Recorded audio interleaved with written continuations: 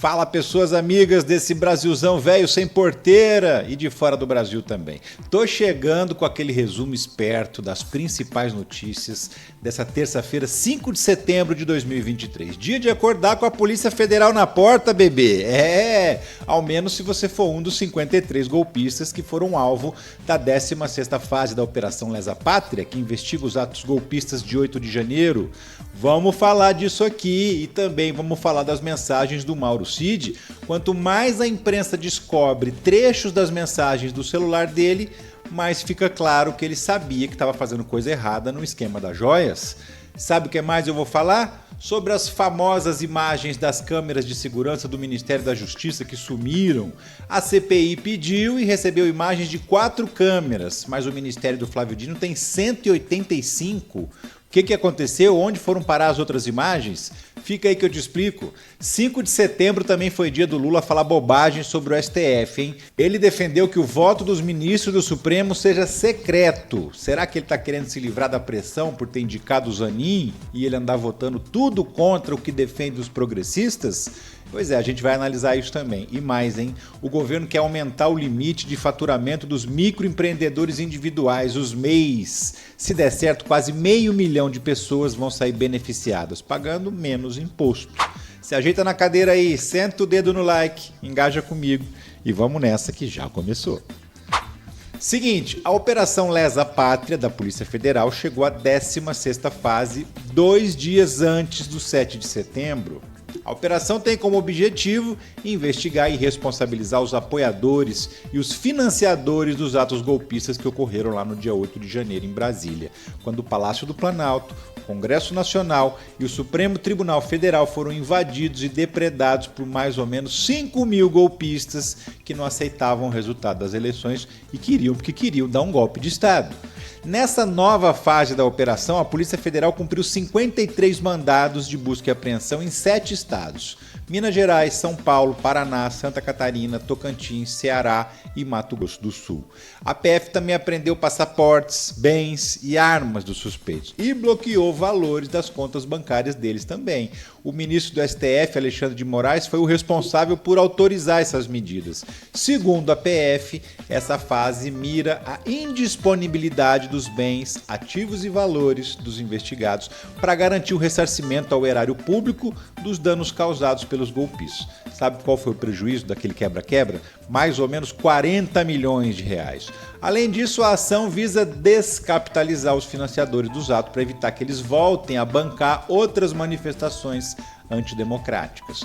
As investigações continuam, viu? A Operação Lesa Pátria virou uma operação permanente e de tempos em tempos tem atualizações, como agora. Desde o início da operação até hoje, já foram 78 mandados de prisão, 277 mandados de busca e apreensão e 17 inquéritos diferentes já foram abertos. O fato de acontecer 2 dias antes do 7 de setembro não deixa de ser um recado assim, bem didático do funcionamento das instituições, né? Alguma coisa do tipo, não vem que não tem, que estamos de olho em vocês ainda, não esquecemos não.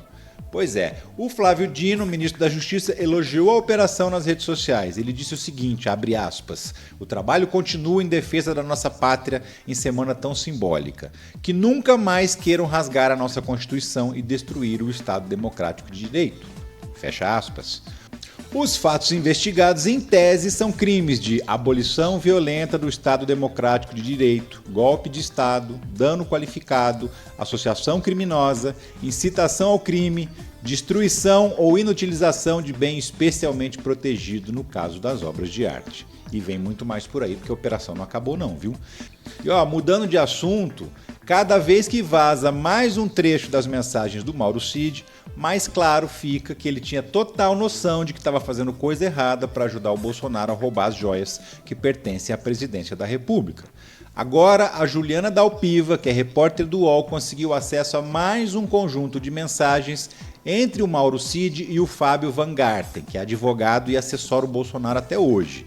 O papo entre os dois foi em abril desse ano. O escândalo das joias já tinha estourado na imprensa. Segundo apurou a Juliana, pelas mensagens deu para saber o que o Mauro Cid fez naqueles dias para tentar salvar a barra do ex-chefe. Segundo essas mensagens, ele foi para São Paulo buscar o relógio Rolex que tinha sido vendido lá nos Estados Unidos.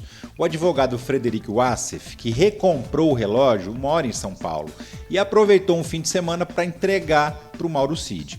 O Cid levou o relógio de volta para Brasília e devolveu para um outro assessor do Bolsonaro, porque o Tribunal de Contas da União estava exigindo a devolução das joias que ele tinha vendido. O Mauro Cid se empenhou bastante para devolver esse relógio, viu? E outra coisa que consta lá nas mensagens é a clareza com que o Cid vê que o nome dele está sendo arrastado para a lama, e mesmo assim não faz nada.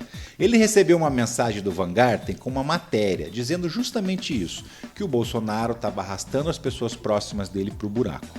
Estava todo mundo se complicando na justiça por causa dos maus feitos do Bolsonaro. E o próprio Mauro Cid respondeu que aquilo ali não deixava de ser verdade. O pessoal do entorno do ex-presidente foi se ferrando tanto até que o Mauro Cid desistiu de protegê-lo. Ele anda prestando depoimentos e entregando tudo agora, viu? Não só do escândalo das joias, mas também sobre o gabinete do ódio, que é a indústria de fake news bolsonarista. As revelações que ele tem feito aproximam o Mauro Cid cada vez mais de fechar um acordo de delação premiada com a Polícia Federal. De todos os envolvidos nesse esquema, só o Mauro Cid está colaborando com as investigações. O resto das pessoas, inclusive o Bolsonaro e a Michelle, ficaram calados diante da Polícia Federal. Não prestaram depoimento e alegaram que fizeram isso porque o processo está correndo onde não deveria. Na opinião da defesa, não é o STF o foro adequado, porque o Bolsonaro não tem foro privilegiado, já que ele não é mais presidente.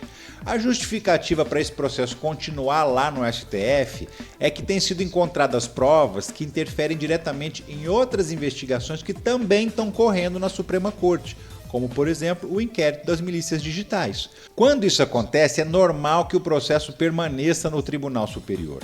Isso aconteceu, por exemplo, no Mensalão, que foi julgado pelo STF, mesmo tendo um monte de gente que não tinha foro privilegiado. Mas como alguns dos investigados eram parlamentares e tinham sim foro, aí junta tudo e todo mundo é julgado no mesmo tribunal. O Bolsonaro está tentando impedir que isso aconteça com ele também. Tudo indica que ele não vai conseguir, que o silêncio dele diante da polícia até rendeu manchete na imprensa, mas deve ficar só nisso mesmo. O processo deve continuar exatamente onde está, no STF e na mão do ministro Alexandre de Moraes. E tem outro assunto, que está movimentando o submundo das redes. As imagens apagadas do ministro da Justiça no 8 de janeiro. Exatamente. Por que essas imagens foram apagadas em vez de serem entregues à CPI do golpe que pediu? Vou falar disso agora. Vamos nessa? Então, os deputados e senadores da CPI do golpe aprovaram um requerimento exigindo cópia das imagens das câmeras de segurança do Ministério da Justiça no 8 de janeiro. A oposição ao governo reclamou porque das 185 câmeras do prédio, o Ministério só entregou 4 câmeras com as imagens.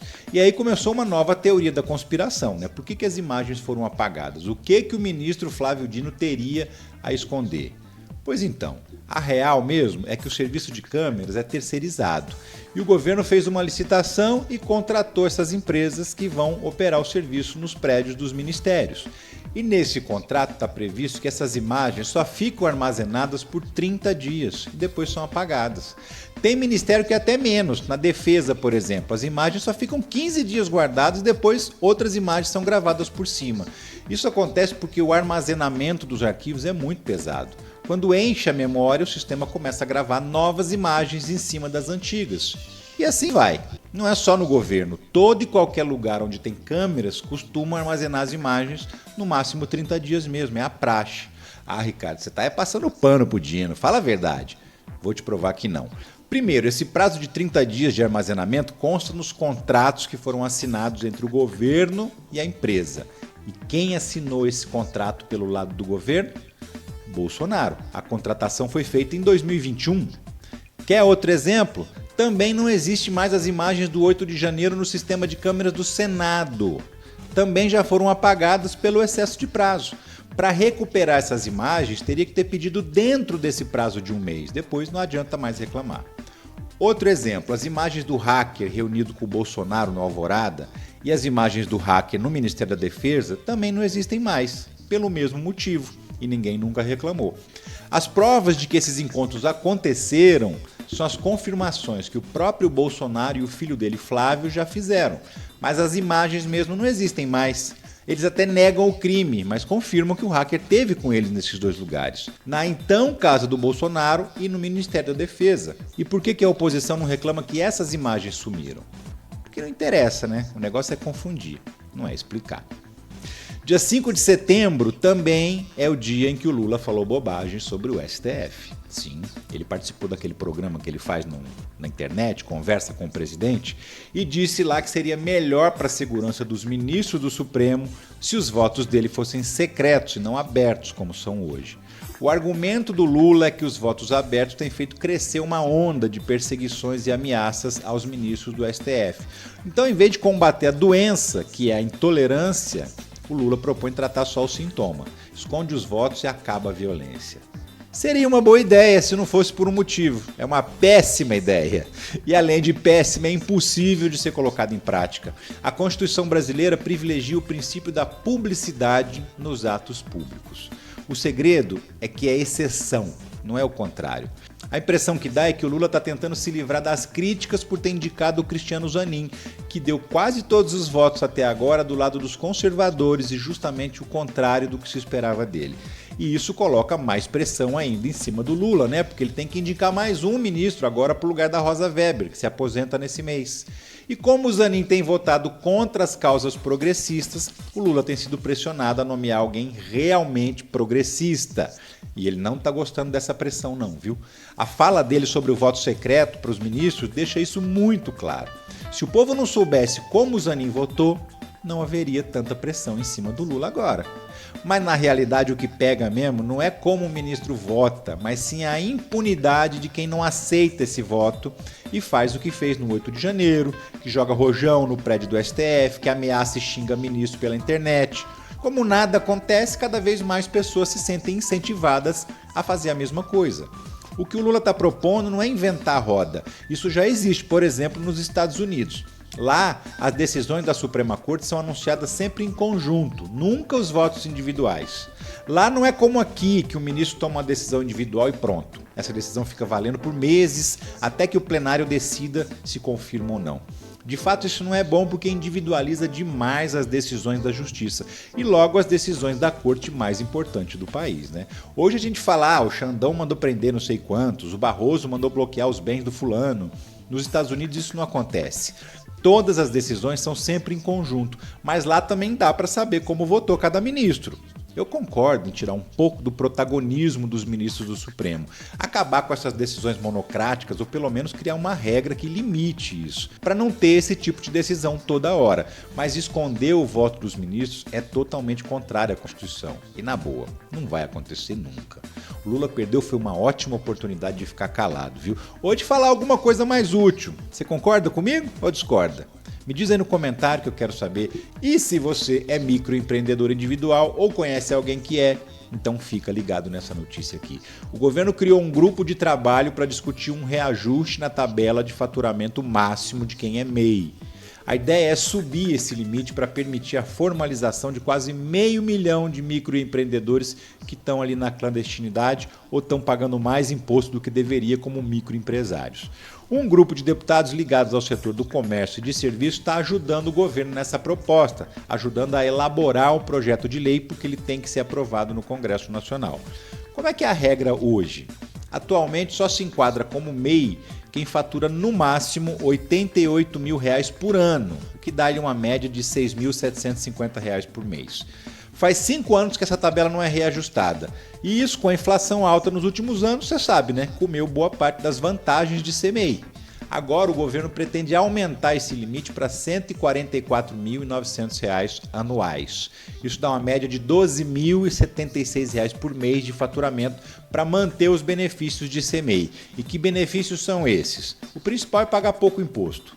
Atualmente, o microempreendedor individual paga 5% do salário mínimo de imposto e só.